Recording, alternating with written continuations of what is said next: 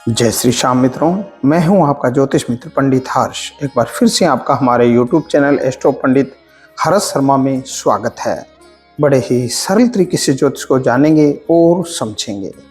मित्रों, आज का हमारा चर्चा का विषय बड़ा खास, बड़ा विशेष रहने वाला है।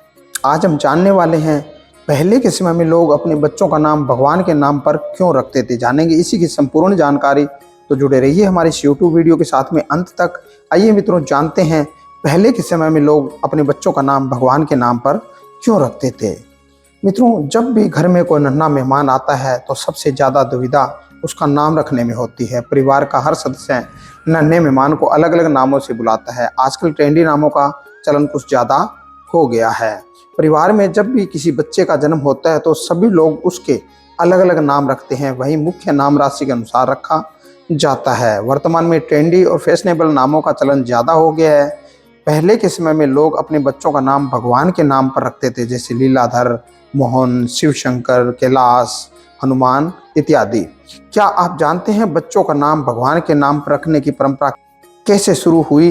इससे जुड़ी एक कथा भी है जो इस प्रकार से है।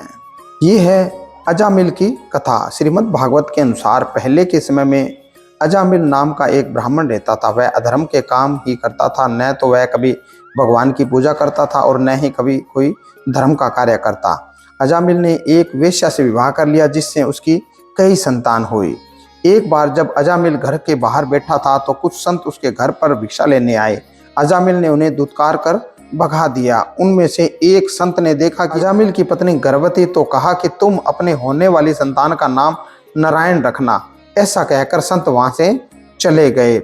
जब अजामिल के यहाँ पुत्र का जन्म हुआ तो उस संत की बात याद आई, तो उसने बिना सोचे समझे अपने पुत्र का नाम नारायण रख दिया। नारायण अजामिल का सबसे छोटा पुत्र था, इसलिए प्रिय भी था। अजामिल छोटी छोटी बातों पर नारायण को पुकारा करते। जब अजामिल का अंत समय आया तो यमदूत उसे लेने आए तो वह जोर से चिल्लाए, नारायण नारायण।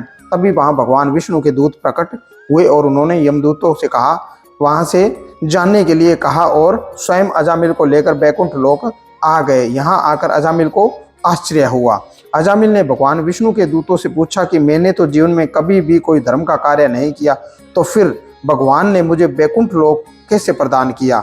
दूतों ने कहा कि अपने पुत्र नारायण को पुकारते पुकारते तुमने भगवान श्री हरि को प्रसन्न कर लिया, इसलिए तुम्हारी सदगति हुई है। मित्रों, श्रीमद् भागवत की इस कथा को सुनकर ही पहले के समय में लोग अपने बच्चों का नाम भगवान के नाम पर रखते थे, ताकि जाने अनजाने में ही सही अपने मुख से भगवान का नाम निकलता रहे, जिससे यह सदगति की प्राप्ति हो सके और अंत समय में बैकुंठ धाम की प्राप्ति उन्हें हो सके।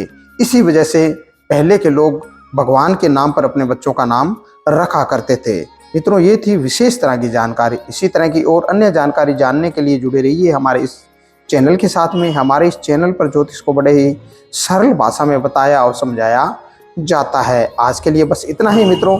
जय श्री श्याम।